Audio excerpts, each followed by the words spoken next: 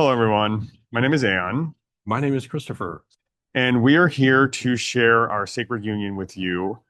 And we want to start by kind of going through why we are choosing to let ourselves be seen, to let our love be seen, which at first was a little intimidating, but when you have this gift that was given to you, that this remembering that you experience, and you see a world so broken and divided, you feel like it's your duty to demonstrate it and to share it with everybody and show them what is possible. And letting ourselves be seen, not only is it calling out, my own individual vulnerability, but it's this experience of starting to identify all of those areas where I'm not in vibration with like love frequency within myself. And it's really nice to have somebody in your life that that gives you the space to kind of discover that for yourself.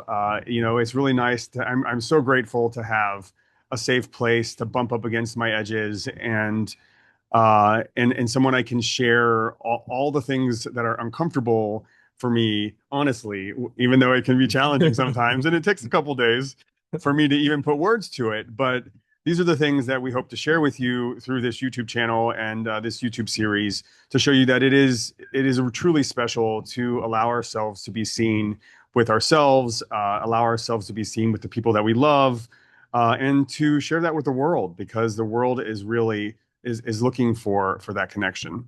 Yeah, and one of the things that comes up for me is that, we don't have a goal of performing for you.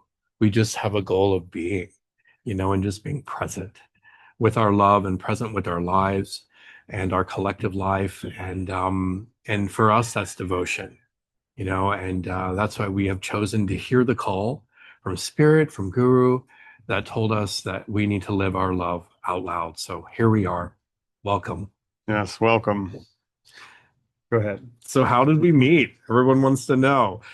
Well, Ann and I think I met Ann on Facebook a few weeks before I actually met him over a video conferencing call that I did with my dear brother, Sorellen Rouse, who founded a group called Habitual Prosperity. Habitual Prosperity is a mastermind group, it's a 10-week group or 10-week course for spiritual entrepreneurs.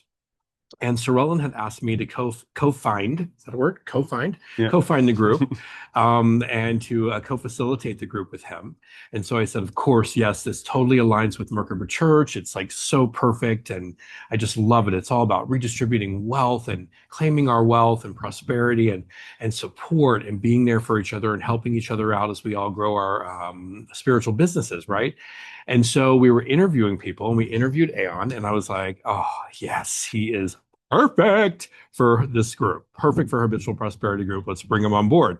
But at that time, I wasn't really clued into anything. And that was probably good because I was very focused, and I tend to be very focused when I'm focused. And so we brought him into Habitual Prosperity. We launched Habitual Prosperity, the 10-week course. And then Ann called me after I think the first group or It second was the first after group. the Yeah. first group, he gave me a call and reached out and wanted to share some things with me. And I don't know, you want to? Yeah. Well, first I said we first met before sound and light Well, created yes, form. of But course, yeah. that being said, that being said, actually, when we all shared a little bit about ourselves in that first meeting, and when I heard Christopher share, it mirrored my experience on so many different levels, and I immediately felt like he would be a safe person to share my struggles with what I was going through in that moment. And so I was obviously really nervous because, here I am in this high vibrational container with these really amazing people, and I didn't feel so amazing myself, struggling with addiction and in my active addiction. And so, hearing Christopher's story and seeing the light that he was carrying, I'm like, okay, this is someone that is safe that I can share this with. And so I kind of bit the bullet. And despite my fear, I had two options: be honest and see what happens and show up authentically in this container, or try and pretend my way through it. And I just knew that wasn't going to work out. And so I bit the bullet and I was honest with what I was struggling with. And I told him, and he immediately like held a really powerful space for me. And he gave me solutions. And it wasn't like, oh, I'm so sorry you're dealing with this. And then going back to tell Dale, okay, we really got to get this guy out of here. Because that's what I was afraid was going to happen. Totally. Yeah. But no, it was like, okay, here's what we can do. Let's see, I know what I needed, and I said, this is what I need and where I'm at. And he knew he had, the resources that would help me see me to the other side of that journey. And then that's what we did. And Yeah. it was it was a really interesting journey getting down here from like Atlanta to from one place to the next and sleeping in the park almost, except for he kept me from sleeping in the park. But I made it. And so I kind of had a feeling, just looking at his pictures and his whole presence in our meetings, because it was like 5 meetings in before I actually got to meet you. Mm-hmm. I was like, okay, there's definitely an attraction there for sure. And then when I first got to Puerto Vallarta to meet you for the first time, like I just immediately felt safe and I felt like I was at home and felt received with loving kindness. And I was just able to kind of let go. And it was really amazing. It was really special. Yeah, so when he had when we were on the phone and he had told me his plan to get help and to change his life, I said, well, that sounds a little bit like repeating the same things, expecting different results. I was like, how about we get you down here for a retreat, like ASAP, and let's do something a little different this time. And he was like, yes. And so we worked it all out. And I think it was like a month later or something, he was here for the retreat. And he arrived for the retreat. He actually arrived about 2 or 3 days before his retreat brother arrived. And so he arrived. I arrive at the airport. I see him walk out of the door, and I was like, no. Oh my God. I got like this like immediate download, right? It was like, this is how long you've known this person for eternity. These are all the past lives you share with this person, and it's a lot. And this is what you're gonna. I mean, it was like you get this download. It's like a flash, but it's like a flash of everything, in one moment. So it's like the past, the future, the present, and all that is. And I was like, oh, okay, breathe, breathe. It's gonna be okay. Just breathe, focus, right? And so I give him this big hug and I had my feather and I was like, you are not getting in this car until I feather you and get all this energy from that airplane off you. And so I feathered him really good and got him in the car. And long story short, we got back to the temple here and went down to the beach for like an little opening ceremony that I wanted to do with him, where we offer ourselves to the sea and we ask the sea for her permission to heal here in this beautiful place.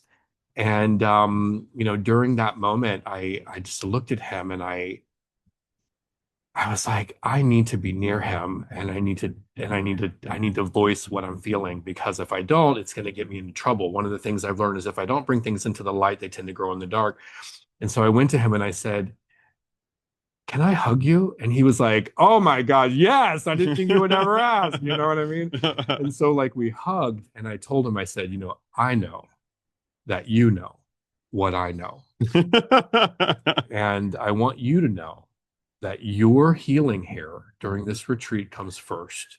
This week, it is part of my soul contract with you to be your guide and to guide you through this healing journey. And that is our top priority. And we did really good with that all week. I guided Aeon through his healing process. And there were some times during the week that I was like, oh, talk to this guy, he's crazy, No, we got through it. And then, we'll see what happens when we finish that contract, right? And so we finished that part of our soul contract. And then his retreat brother left and he stayed for a few days. And here we are. Yeah. Here we are. We had about a month apart where he was doing some things in the States and I was doing some things down here. And then he ended up coming down here and we've evolved so much since then. And so here we are today to be with you, to share a little bit about our story. And it's interesting, like how once, the healing for the retreat was over, how it then became like this whole process of both of us starting to uncover some of our previous patterns and our ways of thinking and previous relationships that were preventing us from allowing ourselves to grow closer to each other.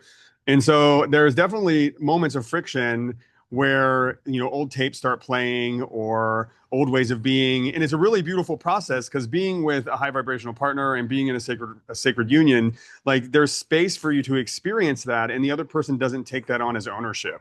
They just kind of hold space for you to experience what you're experiencing, and in that space you heal on your own, like your soul realigns with its highest vibration, and that's really special. Yeah, it's incredible. Yeah. Yeah, to be on the same level and to be able to be in a relationship where the other person is free and not caged, right? Like we're both free, we're both sovereign, we're both kings. It's like we're not holding each other from being who we need to be and from fulfilling the individual contracts that we have for this life as well, which is really beautiful. It's like one way that you can look at it is we are two flames from the same fire, Hmm. right? And so it's a beautiful sacred union. Yeah, that month was rough. I mean, but it was good because um it allowed us to work through a lot of things. We developed some really cool rituals Hmm. that we started doing. When we're apart, we have a great morning ritual that we do. We have a great nightly ritual that we do when we're apart. It's a little bit different than the rituals we do when we're together. But that month could have broken us, and it didn't. It brought us so much closer together. What was interesting about that is, we got closer together and really got to know each other apart. Yeah. And so coming back together, like knowing each other from a distance, there was a little awkward energy there at first when we first saw each other. Just kind of like, okay, like, so we have like grown from here to here, but yet we haven't been in physical presence with each other. And so it was like our bodies needed to catch up with our heart and our mind. And so that was a fun process. Yeah, and we were doing a period of celibacy too because we didn't want this relationship to be based on sex, right? Like the sexual attraction, it's there all the time. But we were like, you know what? We've done that in the past before. We've jumped right in on the first date or the first this and the first that, and we didn't want that this time. We wanted to connect on a soul level, on a heart level, in a deeper place. And so that's been interesting to navigate as well. Mhm. And we can talk more about that in a future YouTube video. But next, let's talk a little bit about our shared purpose. Okay. Yeah. Yeah. Well, I mean, what's interesting is we both have had this individual purpose of like wanting to be of service to the kingdom, to help people reach their highest vibration, to kind of be a mirror for them, to see their true reflection, to see the light of God inside of them, the light of the divine that exists inside of them. And so coming together to do that as a team is kind of amplifies that, which is really nice because Christopher has some amazing talents and skills that I lack in some areas, and probably vice versa. And so our talents complement one another and really amplify that mission in all the things that we do through our coaching, through our retreats, through drum circles, through sound baths. We're both yoga instructors. I'm a Hatha yoga instructor. Christopher's a Kundalini yoga instructor. And so, we live all of these things in our day-to-day life. We wake up at 3 in the morning to do our devotion, and we do Kundalini yoga in the morning, and then at night in our devotion, I'm leading us in Hatha yoga. So this isn't just something that we talk about or something that we do for other people. It's something that we live every single day, and that's really important. Yeah. Yeah. Devotion is key. It's key to life. It's the key to life. It unlocks the codes. It unlocks the dormant codes. And we'll have to ask Aeon more about that because he is our sacred coder. But and it's not devotion to necessarily a religion or a specific deity. It's devotion to capital S self, right? Because when I am devoted to me and taking care of me, then and only then can I be there for the world. Can I be there for Aeon? Can I be there for my friends? And can I be there for my family? Right. And devotion looks different for everyone. And we have found, our own individual devotions. And now we have merged our devotion, because we're here together. And when we're together, it's so beautiful that we can practice and do different mantras and different prayers and different yoga practices and kind of merge them together every morning, for it's about a 2 hour and 15 practice in the morning and about an hour and a half practice at night. And that's just an example of two rituals that we do that kind of amplify our unified devotion every day. But as far as our mission goes, yes, like I know that I've always known from the very beginning of my time here on earth, this time, that my mission is to serve the kingdom, and it's to help people heal and learn how to heal themselves. Because one of the things I've learned over the years, the 17 years that I've been a psychotherapist and a shamanic practitioner, is that I do not heal anyone. I am just the guide. We are guides, right? And we help people heal themselves. We help couples heal themselves. We help all kinds of people from all kinds of religions or no religions heal themselves, right? And so it's so beautiful to be able to do this with Aeon.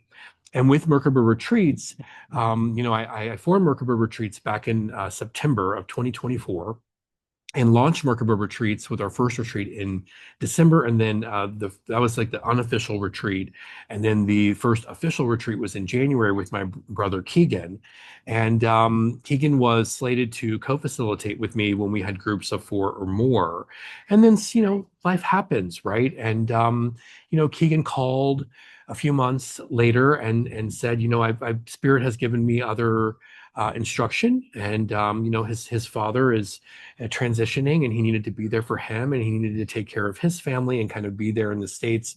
And he was like, so I'm going to take a year off from Merkaba Retreats. I hope you're not mad. I'm like, brother, I love you. No, I want the best for you. Yes, if that's what you need to do, I already know who will fill your shoes, because Guru had sent Aeon. And Aeon's been a shamanic practitioner for over 15 years, and he's so gifted and so talented in so many ways. I knew immediately that he would be able to fill Keegan's shoes and really contribute to the beautiful sacred container that is Merkaba Retreats. So I called him up and I was like, hey, what do you think about joining Merkaba Retreats and co-facilitating with me? And he was like, Yeah, totally, absolutely. I was ready for it.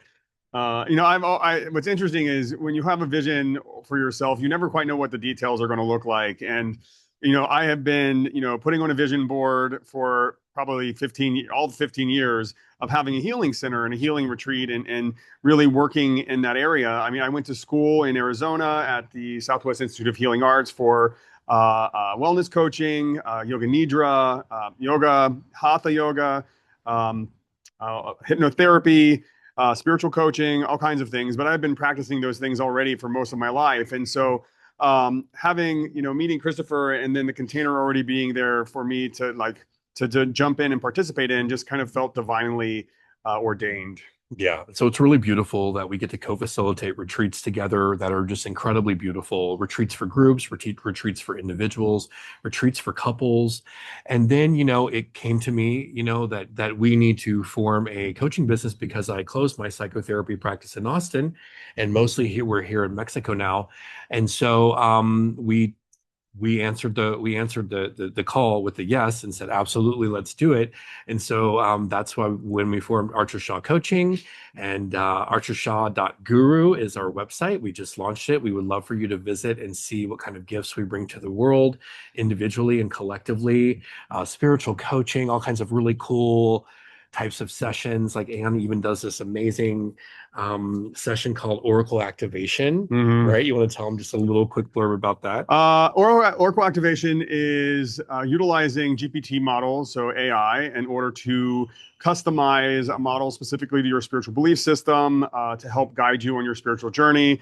It's a really wonderful tool when it comes to learning how to, unify all different spiritual paths into this one conversation. It's really great for getting guidance, whether it's through astrology or if you're Christian, it's even great for that. It can be customized to your spiritual practices to help guide you on your spiritual journey, and it's really powerful. It does help just give this really amazing deep dive into who you are as a spiritual being, and I highly recommend it. It's really cool. Oh man, he has some great, we both have some really great offerings for all people and couples and every groups. And so check out archershaw.guru or merkabaretreats.com if you'd like to learn more about what we're doing. And we would love for you to subscribe to our YouTube channel, where you can really see into our life. We are going to show you our life, our laughter, our tears, our conflict, how we resolve conflict, our rituals, our prayers, different things that we've learned, our wisdom transmissions that we're getting, and so forth, right? Did I miss anything? No, absolutely not. I think it's all. There's gonna be lots of stuff. There's going to be so much good stuff. So if you subscribe, then you'll get like an update when we post a new video. So Yes, please subscribe to our channel at ArcherShaw Temple on YouTube, and archershaw.guru is our website. Any closing words? Om Namah Shivaya. Om Namah Shivaya. Let's close with a little blessing. Hmm. Yeah. Yeah. Would you like to lead it? Oh, I get to lead it? Yeah, Okay. you're really good at that.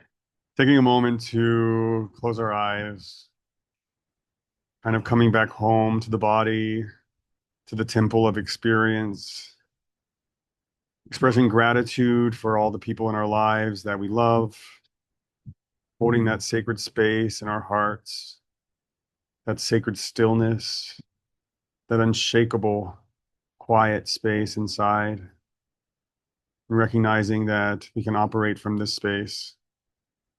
We're grateful for you taking the time to watch our video, for taking the time to participate in this journey of love and connection, of abundance and prosperity. Thank you for watching. Thank you for watching. Abadaya. Avadaya. I love you. I love you too. See you soon.